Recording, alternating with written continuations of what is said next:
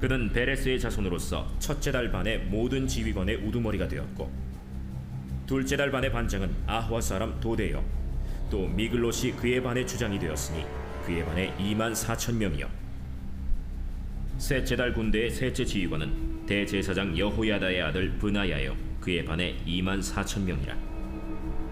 이 브나야는 30명 중에 용사요 30명 위에 있으며, 그의 반 중에 그의 아들 암미사밧이 있으며, 넷째 달 넷째 지휘관은 요압의 아우 아사헬이요, 그 다음은 그의 아들 스바디아이니 그의 반에 2만 4천 명이요. 다섯째 달 다섯째 지휘관은 이스라 사람 삼후시니 그의 반에 2만 4천 명이요. 여섯째 달 여섯째 지휘관은 드고아 사람 이게스의 아들 이라이니 그의 반에 2만 4천 명이요. 일곱째 달 일곱째 지휘관은 에브라임 자손에 속한 발론 사람 헬레스이니 그의 반에 2만 4천 명이요. 여덟째 달 여덟째 지휘관은 세라 족속 후사 사람 시프게이니 그의 반에 2만 4천 명이요. 아홉째 달 아홉째 지휘관은 베냐민 자손 아나도스 사람 아비에셀이니 그의 반에 2만 4천 명이요. 열째 달 열째 지휘관은 세라 족속 느도바 사람 마하레이니 그의 반에 2만 4천 명이요. 열한째 달 열한째 지휘관은 에브라임 자손에 속한 비라돈 사람 브나야이니 그의 반에 2만 4천 명이요. 열두째 달 열두째 지휘관은 온니엘 자손에 속한 느도바 사람 헬데니 그 반에 2만 4천 명이었더라. 이스라엘 지파를 관할하는 자는 이러하니라. 르우벤 사람의 지도자는 시그리의 아들 엘리에셀이요, 시므온 사람의 지도자는 마가의 아들 스바디아요, 레위 사람의 지도자는 그무엘의 아들 하사비아요, 아론 자손의 지도자는 사독이요, 유다의 지도자는 다윗의 형 엘리후요, 이사갈의 지도자는 미가엘의 아들 오므리요, 스불론의 지도자는 오바디아의 아들 이스마야요, 납달리의 지도자는 아스리엘의 아들 여레못이요, 에브라임 자손의 지도자는 아사시아의 아들 호세아요, 므낫세 반지파의 지도자는 브다야의 아들 요엘이요, 길르앗에 있는 므낫세 반지파의 지도자는 스가랴의 아들 이또요, 베냐민의 지도자는 아브넬의 아들 야시엘이요, 다는 여로함의 아들 아사렐이니 이들은 이스라엘 지파의 지휘관이었더라. 이스라엘 사람의 20세 이하의 수효는 다윗이 조사하지 아니하였으니 이는 여호와께서 전에 말씀하시기를 이스라엘 사람을 하늘의 별같이 많게 하리라 하셨습니다. 스루야의 아들 요압이 조사하기를 시작하고 끝내지도 못해서 그 일로 말미암아 진노가 이스라엘에게 임한지라. 그 수효를 다윗 왕의 역대 지략에 기록하지 아니하였더라.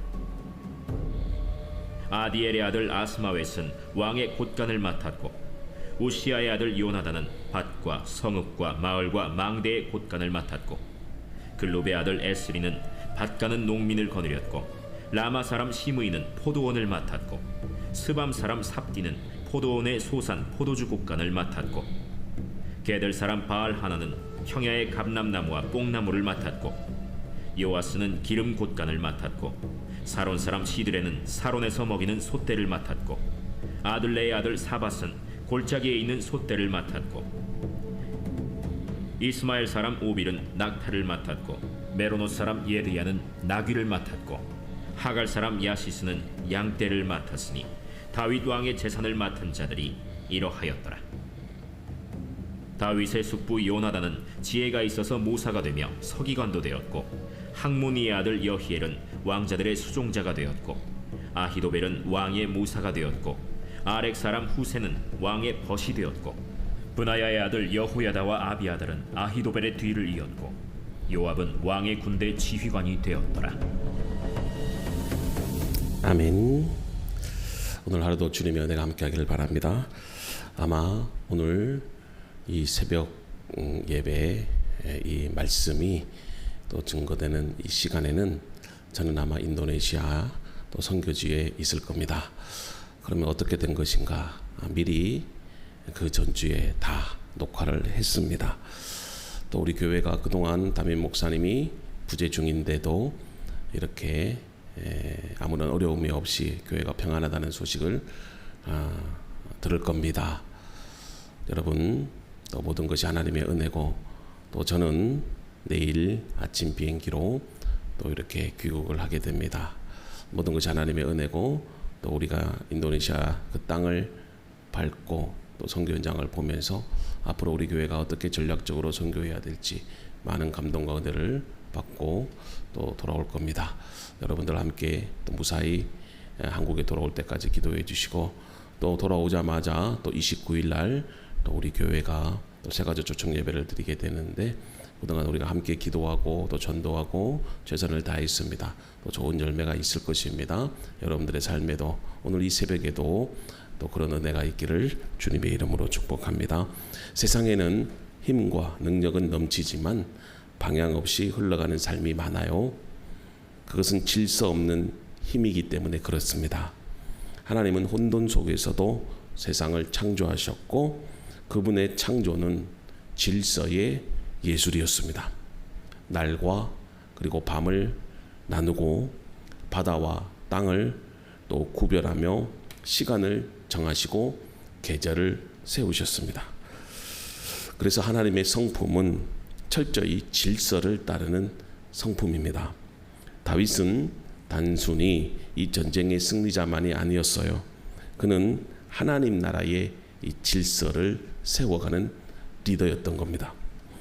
오늘 본문 역대상 27장에서 우리는 이 다윗이 군대와 행정 조직을 체계적으로 정비하고 또 하나님이 통치하시는 그 왕국의 틀을 마련하는 모습을 보게 되는데, 이것은 오늘 우리의 삶에도 동일한 교훈을 주어요.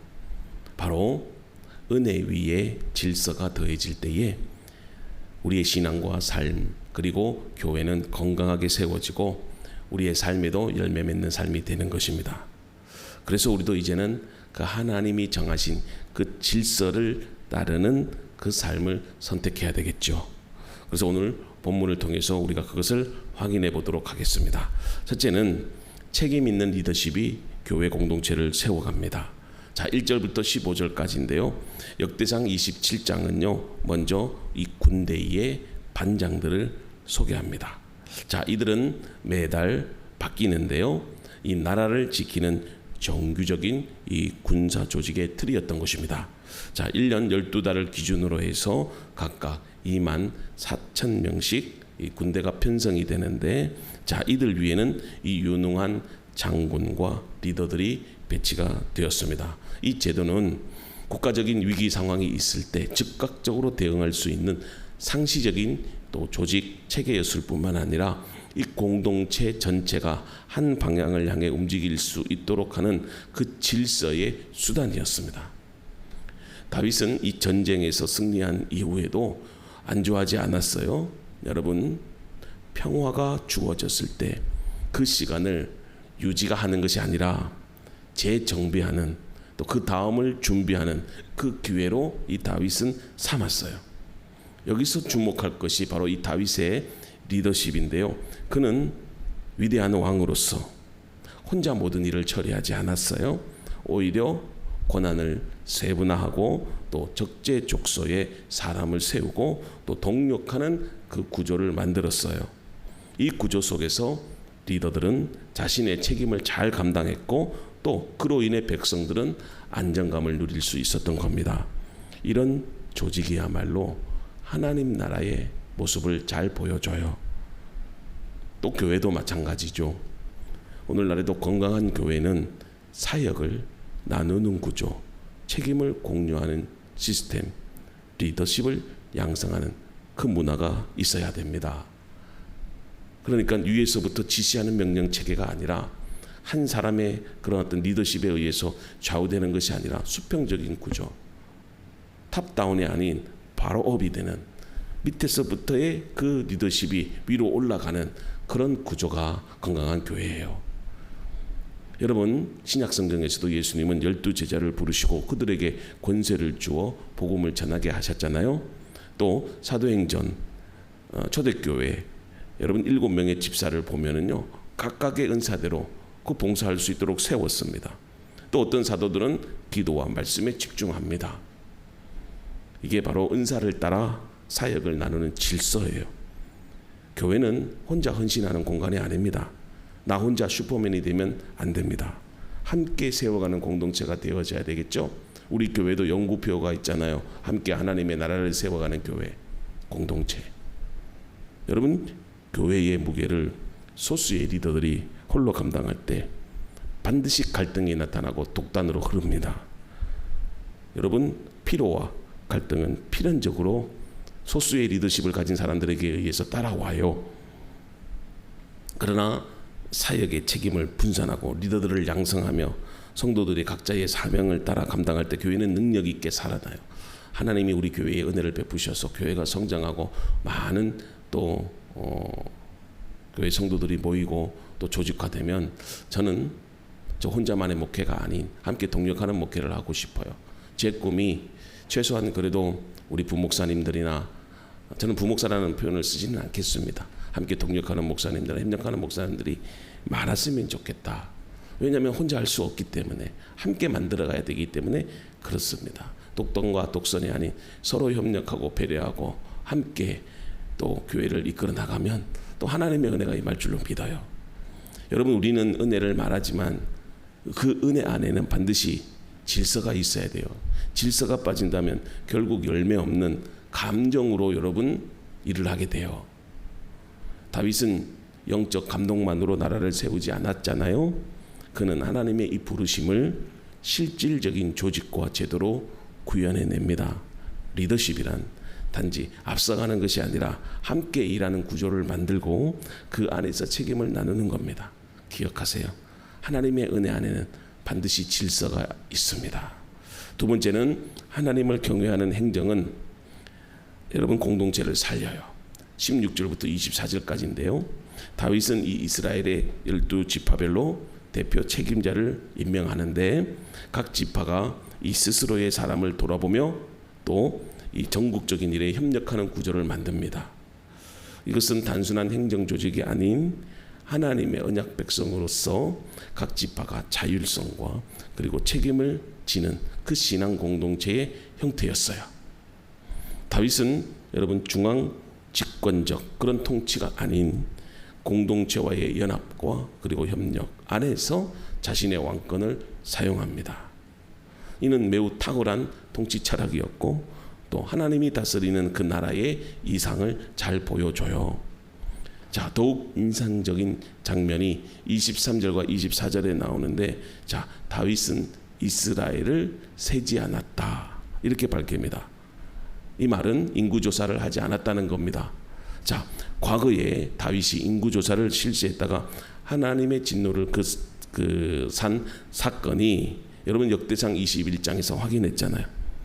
아마도 거기에 대한 그 아픔이 다윗에게 여전히 남아 있었던 것 같아요.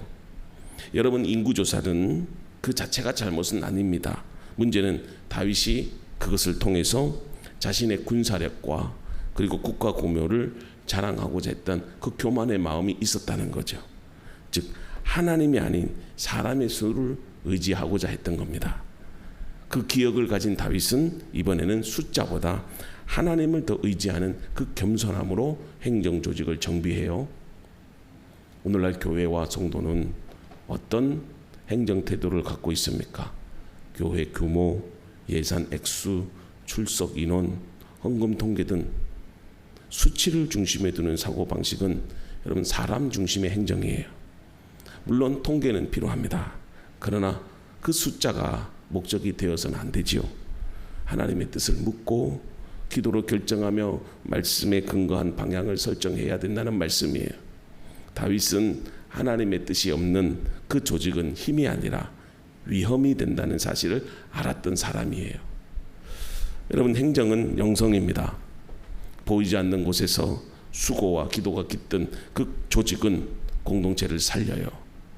또한 하나님의 뜻을 경외하고 일하는 리더는 구성원들에게 깊은 신뢰를 줍니다. 교회의 행정은 프로그램을 돌리는 도구가 아니라 복음을 유지하고 확장시키는 하나님의 질서가 되어야 돼요. 가정도 마찬가지죠. 부모가 기도 없이 자녀의 진로를 계획하는 것 위험해요. 믿음으로 결정해야 됩니다. 세 번째는 물질과 고난도 하나님 나라를 위한 도구가 되어야 됩니다. 그게 25절부터 34절까지 나와 있어요. 본문의 마지막 부분은 굉장히 구체적이고 현실적인데요.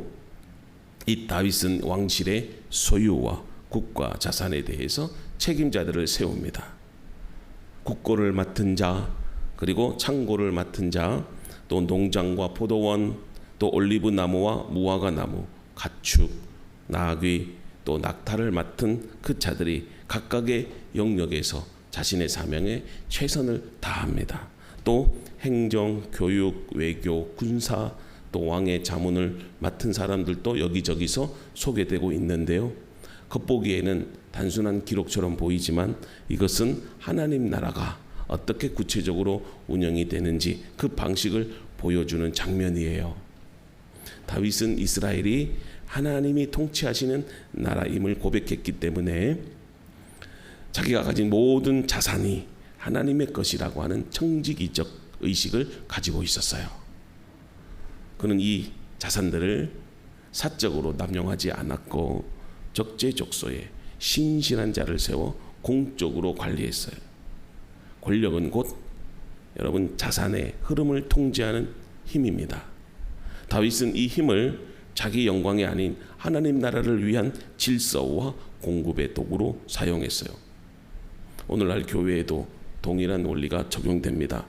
재정, 공간, 시스템, 인력, 이 모두가 하나님이 맡기신 자산이에요. 그것은 자신의 사욕이나 또 사람의 명예를 위해서 사용하면 죄가 됩니다. 교회 예산은 운영비가 아니라 하나님 나라 사역비입니다. 목사님도 월급을 받는 게 아니에요. 사역비를 받는 거예요. 성도 개인의 물질도 마찬가지입니다. 물질을 사용하는 태도는 곧 신앙의 척도가 됩니다.